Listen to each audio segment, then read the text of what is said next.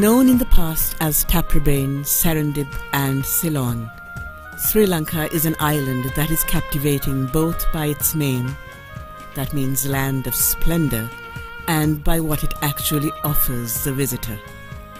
The natural beauty of the island's tropical forests, beaches and varied landscape, as well as its rich cultural heritage, makes Sri Lanka a world-famous tourist attraction. Sri Lanka was under Portuguese, Dutch and British rule from 1505 to 1948, and signs of its colonial legacy still remain. The country has a history spanning several centuries, as noted in the Mahavamsa, which dates back over 2,500 years. Home to 4 major religions of the world: Buddhism, Hinduism, Islam, and Christianity, Sri Lanka is steeped in culture and tradition, which is witnessed by year-round festivals. Offering unique sights and sounds, Sri Lanka is a land like no other.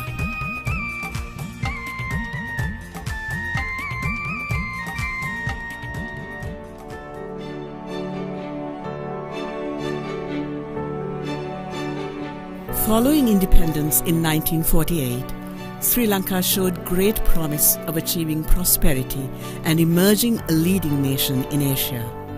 The expected boom was short-lived due to the manifestation of ethnic conflicts and the outbreak of a protracted arms insurrection by extremist groups from the early 1970s. Thousands of people were killed and maimed by these conflicts, which lasted nearly 3 decades. Thousands became widows and orphans, and many lost even their sense of identity. The country experienced widespread devastation. The entire island suffered from the heightened sense of insecurity and the reduced freedom of movement due to the threat of attacks on the country's capital and key public institutions. Indiscriminate bombings by extremists resulted in the deaths of hundreds of civilians, from those traveling in public transport to leading public figures and politicians. Almost the entire political leadership in the southern part of Sri Lanka was targeted, and a large number were assassinated.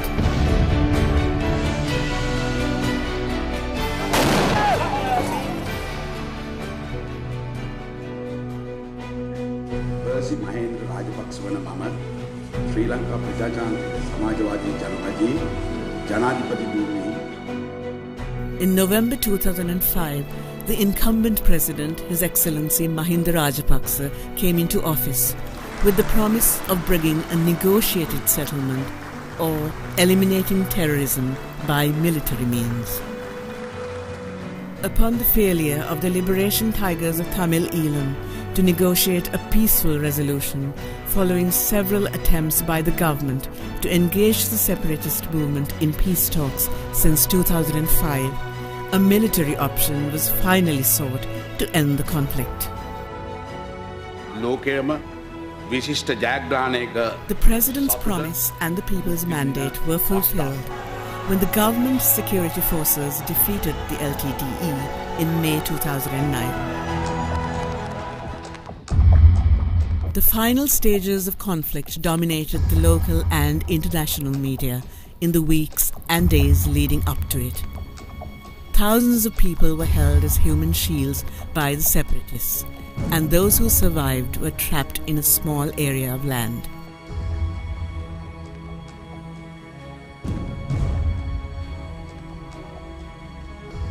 The Sri Lankan forces conducted their operations as a highly disciplined fighting force, which was backed by popular public support.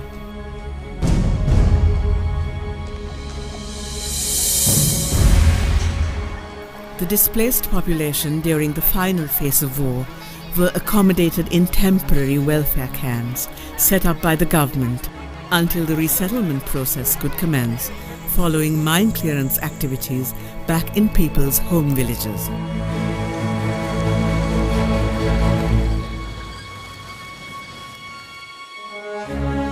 Sri Lanka is probably the only country in the world which has successfully eliminated a strong and ruthless extremist force, which engaged in guerrilla warfare, pioneered the use of suicide bombers, and committed countless human rights violations.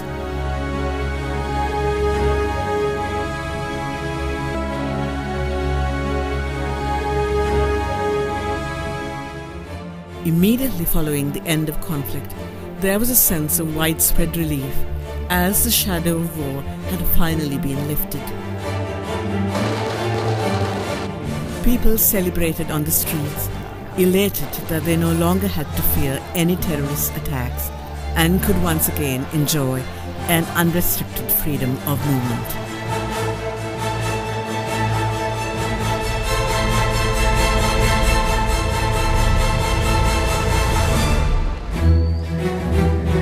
There was much left to be rebuilt. The government embarked on a comprehensive resettlement, reconstruction and rehabilitation program. The mammoth task of resettling hundreds of thousands of families was achieved in a relatively short time, thanks to the timely measures taken by the government. The resettlement and reconstruction processes have since progressed steadily and are today close upon completion.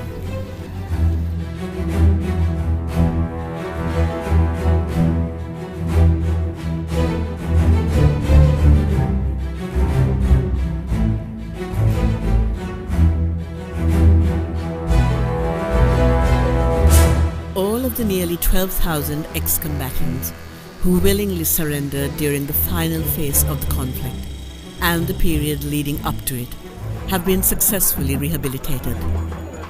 Reintegrated back into society, these individuals have also been provided with the necessary support to pursue education and vocational training and lead gainful lives.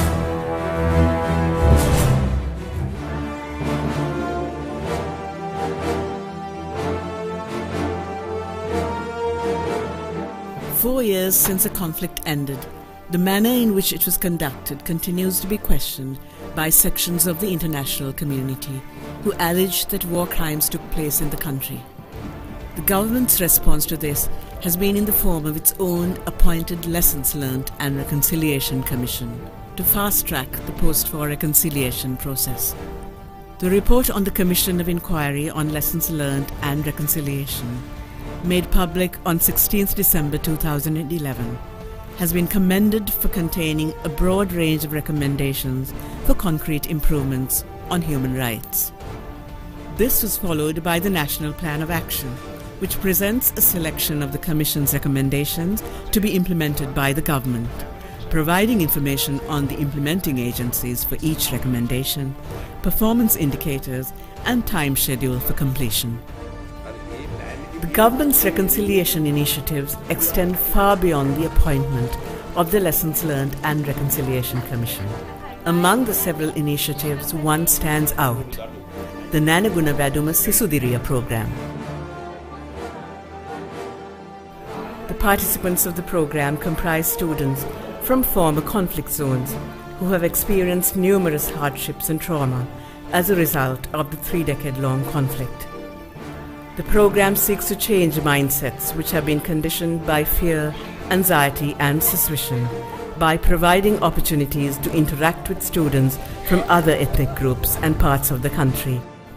To date, thousands of students have benefited from the numerous therapeutic and skills development programs organized under the Nanaguna Vaduma Sisudiriya initiative, which is another example of Sri Lanka's steady progress towards national reconciliation.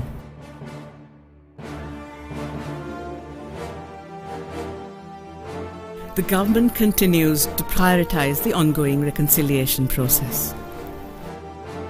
The country's way forward is set out in the Mahinda Chintana, which is President Rajapaksa's strategic vision for the country's future.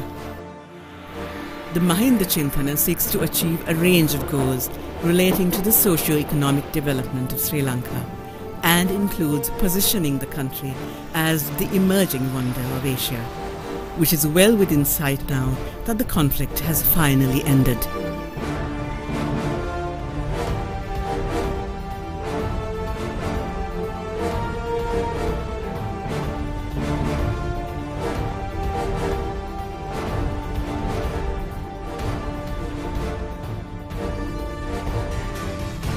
The country is making steady progress in promoting reconciliation and bringing about peace, development and prosperity to all its people. The world community can do much to help Sri Lanka in its recovery efforts and to fulfill its vision of becoming the wonder of Asia.